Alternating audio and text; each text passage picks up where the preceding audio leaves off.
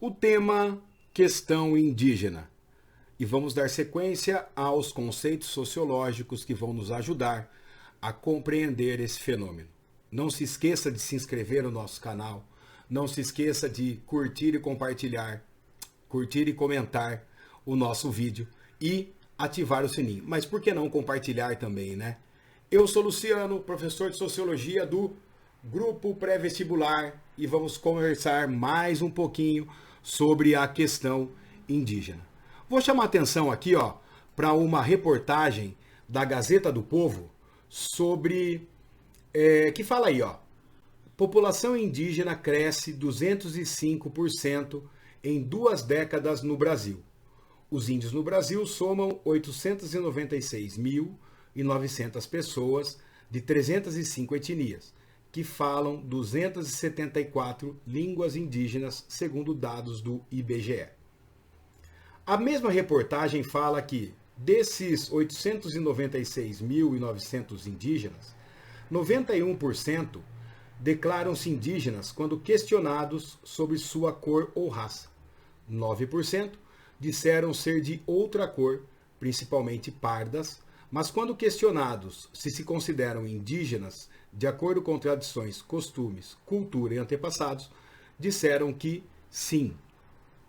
Dessa população, 58% vivem em 505 terras indígenas reconhecidas pelo governo, o que totaliza aí 12,5% do território nacional.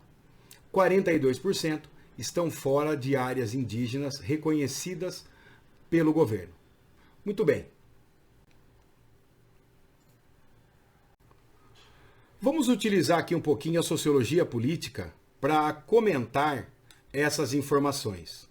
Quero chamar atenção para o sociólogo inglês Thomas Marshall, no livro Cidadania, Classe Social e Status, de 1967, onde o Marshall discute os primeiros direitos da sociedade moderna e como eles vão evoluindo no tempo e no espaço, trazendo para nós uma noção de que os direitos não nascem prontos e acabados, mas eles derivam das necessidades e das novas necessidades que vão se apresentando na vida em sociedade. O primeiro conjunto de direitos são os direitos civis, que são necessários às liberdades individuais. A liberdade de ir e vir, liberdade de imprensa, pensamento e fé, direito à propriedade e de contratos válidos, direito à justiça e à salvaguarda dos demais direitos. Segundo Marshall, esses direitos nasceram no século XVII e século XVIII. O segundo conjunto de direitos são os direitos políticos, ligados à formação do Estado democrático representativo. É o direito de votar e de ser votado, de participar do poder político como associações civis, partidos e sindicatos, manifestação e participação política. Esses direitos nasceram no século XIX. Os direitos sociais, ligados a um mínimo de bem-estar comum e social, que é o direito à segurança, a chance de ter um padrão de vida civilizado, educação, a cultura, a saúde, a habitação, ao transporte coletivo, à previdência e ao lazer, e são os direitos originários do século XX. Preste atenção agora que nós vamos então interpretar alguns desses direitos relacionados à questão indígena no Brasil. Veja, se nós levarmos em consideração os direitos civis, que garantem as liberdades individuais, entre eles o direito à propriedade e contratos válidos, é possível então que a gente recorra à Constituição, ao artigo 231, que fala o seguinte: são reconhecidos aos índios sua organização social, costumes, línguas, crenças e tradições, e os direitos originários sobre as terras que tradicionalmente ocupam, competindo à União demarcá-las, proteger e fazer respeitar todos os seus bens. Temos aqui, por exemplo, a evidência de um direito civil. Ainda no artigo 231, parágrafo 1º, diz o seguinte: são terras tradicionalmente ocupadas pelos índios, as por eles habitadas em caráter permanente, as utilizadas para suas atividades produtivas, as imprescindíveis à preservação dos recursos ambientais necessários a seu bem-estar e as necessárias à sua reprodução física e cultural, segundo os seus usos, costumes e tradições. Quero que você associe o artigo 231, então, à noção de direito civil. Dando sequência a essa questão envolvendo o direito à propriedade, é aí, então, que é importante a gente fazer uma contextualização com a demarcação da terra indígena Yanomami. Foi demarcada em 25 de maio de 1992. O processo de avaliação e registro da terra indígena Yanomami durou quase 15 anos, o que envolveu uma longa batalha com articulação internacional até o governo brasileiro, à época presidido por Fernando Collor, homologar a reserva. Deveria ter cessado, então, o conflito. Para que uma terra indígena seja reconhecida, antes o espaço precisa passar pela demarcação física. Depois de delimitada a área, é feita a chamada homologação, etapa final do processo, quando o presidente da República publica em decreto criando a reserva. Pronto. Está aqui o direito à propriedade, ao contrato válido e à liberdade de expressão, crença, culto e fé. A campanha a favor da homologação foi encabeçada pela entidade Comissão Pro Yanomami e internacionalmente pela Survival International, uma organização não governamental que defende os povos indígenas ao redor do mundo e até hoje atua em prol dos Yanomami. Usei muitas informações dos dois órgãos citados aqui. Foi criado também, pessoal, uma outra entidade para proteger a população indígena, que é a Fundação Nacional do Índio, a FUNAI. A FUNAI já tinha sido criada em 1967 como um órgão indigenista oficial brasileiro cuja missão é proteger e promover os direitos dos povos indígenas do Brasil. A FUNAI é parte do Ministério da Justiça e entre as suas responsabilidades estão promover estudos de identificação, delimitação, demarcação, regularização das terras indígenas, além de monitorá-las e fiscalizá-las. A FUNAI deve também promover políticas para apoiar o desenvolvimento sustentável das populações indígenas, sempre com foco em conservar e recuperar o meio ambiente.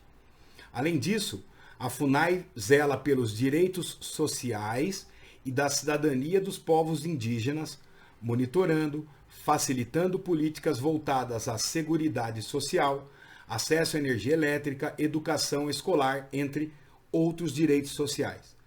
As distintas finalidades da FUNAI estão ligadas em seu estatuto, aprovado em março de 2017, e você pode procurar ela no link que eu vou deixar à disposição. Bom, pessoal, com relação então a esse conflito envolvendo garimpeiros madeireiros e o povo Yanomami, quero chamar a atenção aqui para uma situação conflituosa que neste momento não se refere aos Yanomami, mas aos Xoklang de Santa Catarina, que é o marco temporal das terras indígenas. Veja, um conflito que passa por setores do agronegócio brasileiro e as populações indígenas. O chamado marco temporal é uma ação no Supremo Tribunal Federal que defende que povos indígenas só podem reivindicar terras onde já estavam no dia 5 de outubro de 1988. Naquele dia, entrou em vigor a Constituição Brasileira. De um lado, a bancada ruralista e instituições ligadas ao agronegócio defendem o marco. Do outro, povos indígenas temem perder direito a áreas em processo de demarcação. A maior parte das entidades que estudam questões indígenas de forma científica entendem que, para os povos indígenas, o marco temporal é prejudicial. Por quê? Quando a Constituição de 1988 foi promulgada, em função da Lei 231, uma série de invasões de terras, de assassinatos indígenas, começou a ocorrer para que as populações indígenas fossem sendo expulsas e essas terras acabassem ficando nas mãos de grileiros, invasores, de latifundiários. Então, para a gente ter uma noção de como esse direito à propriedade e o conflito envolvendo terras no Brasil é profundo, é complexo, eu trago aqui um dado que diz o seguinte: no Brasil, menos de 1% dos proprietários agrícolas possui 45% da área rural do país. Os homens estão à frente de 87% dos estabelecimentos, representando quase 95% das propriedades rurais. As grandes fazendas com mais de 1.000 hectares concentram 43% do crédito agrícola. Mas são os pequenos que respondem por mais de 70% da produção de alimentos. O que esse dado nos mostra, de início, já vou citar a fonte, é que existe uma concentração de renda e de poder nas mãos de um número muito pequeno de pessoas que detém uma porção gigantesca de terra e que detém também muitos poderes nas negociações derivados dos recursos da terra. O estudo que mostra que no Brasil há muita terra para pouco proprietário foi assinado pela Oxfam, rede global de ONGs que define seu perfil de atuação pela luta contra a pobreza e a desigualdade em mais de 90 países. Batizado por Terra, Poder e Desigualdade na América Latina, o relatório compara o cenário de concentração de terra em 15 países da região, publicado em 2017, com estudos aí até 2016. Ainda, pessoal, com relação ao direito civil, gostaria que você desse uma olhada nessa tabela que eu estou apresentando sobre como os governos foram atuando na demarcação de terra durante as suas gestões.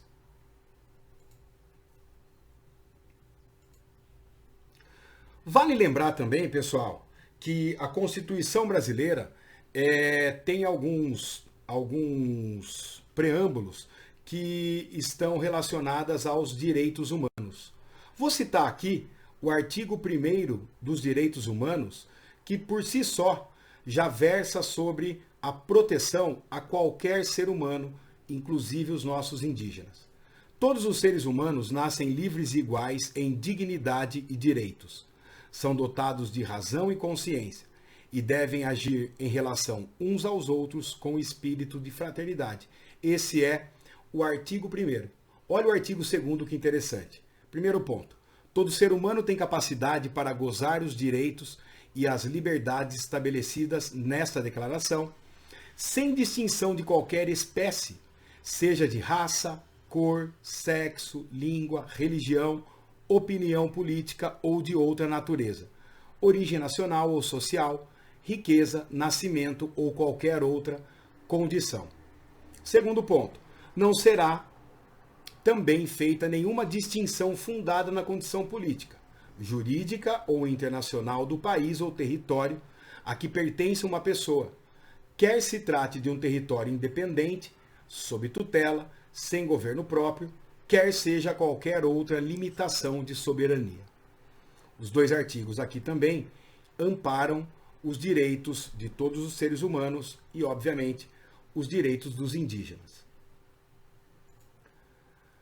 Com relação aos direitos políticos, gostaria aqui de chamar a atenção, primeiramente, a ideia de que os indígenas também são indivíduos dotados do direito de votar e serem votados. Como funciona isso segundo a Constituição brasileira? São obrigados a votar se tiverem mais de 16 anos, forem alfabetizados em língua portuguesa. Porém, se viverem na aldeia e segundo seus usos e tradições, o povo coletivamente decide não votar, esta decisão prevalece sobre a obrigatoriedade da lei brasileira. Isso porque os povos indígenas têm o direito constitucional de viver segundo seus usos, tradições e costumes.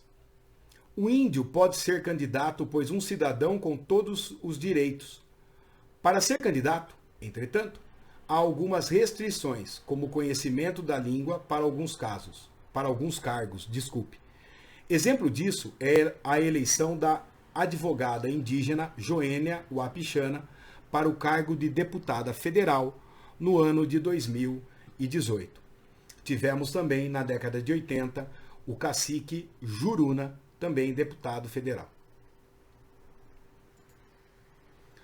Outro direito político muito importante é o direito de poder se expressar livremente, respeitando as leis. No caso, nós estamos falando do movimento indígena. O correto seria falar movimentos indígenas, já que envolvem ativistas, lideranças políticas, religiosas, organizações não governamentais, entidades de proteção, populações indígenas que se organizam para conquistar e fazer valer os seus direitos. O movimento indígena, de maneira geral, atua de forma política com o objetivo de conservar e demarcar as áreas indígenas, ou seja, fazer valer primeiramente aí o direito à propriedade. Porém, esse conceito é muito mais amplo do que só pensar em terra enquanto propriedade. Como nós já falamos em vídeos anteriores, a noção de terra e a noção de floresta é um elemento simbólico e muito importante para a identidade do indivíduo indígena como um ser humano. Dentro do conceito de terra estão inseridas reivindicações como educação, saúde diferenciada, respeito e reconhecimento à cultura, projetos socioeconômicos destinados aos diferentes povos indígenas, áreas de preservação e fiscalização, ao cumprimento de leis e demarcações. A luta do movimento indígena no Brasil abrange muito mais do que apenas um território físico. Uma de suas grandes exigências é a possibilidade de manter a sua cultura e o seu modo de vida. Com relação, pessoal, aos direitos sociais, quero chamar a atenção aqui para a questão das cotas raciais para indígenas no Brasil. As cotas raciais fazem referência à Lei 12.711 de 2012, conhecida nacionalmente como Lei de Cotas, que foi sancionada em 2012 e garante que universidades e institutos federais reservem em seus processos seletivos uma porcentagem de suas vagas para candidatos pretos, pardos e indígenas. Desde a implementação dessa lei até o ano de 2020, o número de indígenas no ensino superior aumentou 544%. Segundo dados do Censo da Educação Superior, do Ministério da Educação, em 2012, o número de indígenas matriculados em faculdades e universidades brasileiras era de 8.958. Já em 2018, esse número subiu para 57.706. Como funcionam as cotas para os indígenas? Apesar da lei declarar que para ter direito à vaga reservada é preciso apenas que a pessoa se autodeclare como indígena, assim como acontece com pretos e pardos, apenas esse tipo de identificação não é muito aceito pelas instituições de ensino. Ou seja, é preciso apresentar documentos que comprovem a ascendência indígena.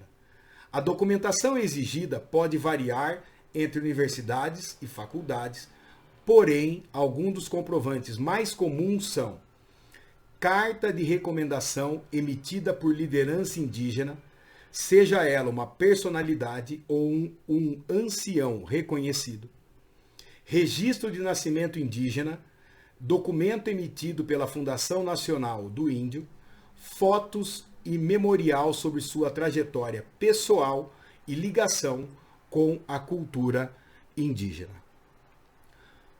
Bom, pessoal, a partir desse levantamento que eu fiz, dessas reflexões que eu fiz, usando a sociologia, usando a antropologia, espero ter colaborado para que você possa ter compreendido um pouquinho melhor o que é a questão indígena. E termino a minha aula aqui com a imagem de algumas lideranças indígenas importantes para a manutenção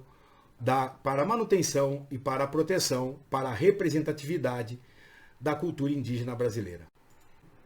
Valeu, galera!